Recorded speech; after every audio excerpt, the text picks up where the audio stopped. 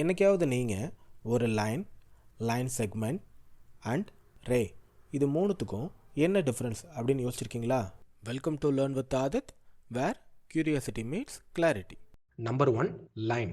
ஒரு லைனுக்கு ஸ்டார்டிங் பாயிண்ட்டும் கிடையாது, எண்டிங் பாயிண்ட்டும் கிடையாது. இது ரெண்டு டைரக்ஷன்லையும் இன்ஃபைனைட்டா எக்ஸ்டெண்ட் ஆகி போய்கிட்டே இருக்கும். இதுக்கு எக்ஸாம்பிள் நம்ம ரோட்ஸ் எடுத்துக்கலாம். ஸோ ஸ்டார்டிங் பாயிண்ட்டும் இல்லாமல் எண்டிங் பாயிண்ட்டும் இல்லாமல் எக்ஸ்டெண்ட் ஆகிட்டே ஒரு ரோடு இருக்குது அப்படின்னா அதுதான் லைனுக்கு எக்ஸாம்பிள். நம்பர் 2, ரே.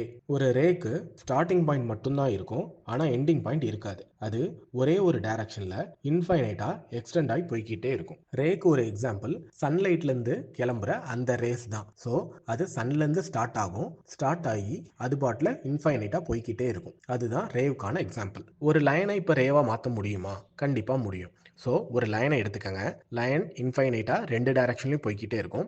இப்போ இந்த லைனில் ஒரே ஒரு புள்ளி வைங்க. இப்போ புள்ளி வச்சிங்கன்னா அந்த புள்ளியை ஸ்டார்டிங் பாயிண்ட்டாக வச்சு ரைட் சைடில் இன்ஃபைனைட்டாக போயிட்டு இருக்கும். அது ரைட் சைடில் இருக்கிற ரே. அதுக்கப்புறம் லெஃப்ட் சைடாகவும் அதை ரேவாக கன்சிடர் பண்ணலாம். ஸோ இந்த புள்ளிக்கு லெஃப்ட் சைடில் அது இன்ஃபைனைட்டாக எக்ஸ்டெண்ட் ஆகி போய்கிட்டே இருக்கும். Number 3, line segment. லைன் செக்மெண்ட்டுக்கு ஸ்டார்டிங் பாயிண்ட்டும் இருக்கும், எண்டிங் பாயிண்ட்டும் இருக்கும். ஸோ ஒரு லைனை எடுத்துட்டு அதில் ரெண்டு புள்ளி வச்சிங்க அப்படின்னா அந்த ரெண்டு புள்ளியும் கனெக்ட் பண்ணுற அந்த லைன் தான் லைன் செக்மெண்ட். லைன் செக்மெண்ட்டுக்கு உங்களோட ரூலரே எக்ஸாம்பிளாக சொல்லலாம். ஸோ ரூலருக்கு ஸ்டார்டிங் பாயிண்ட்டும் உண்டு, எண்டிங் பாயிண்ட்டும் உண்டு.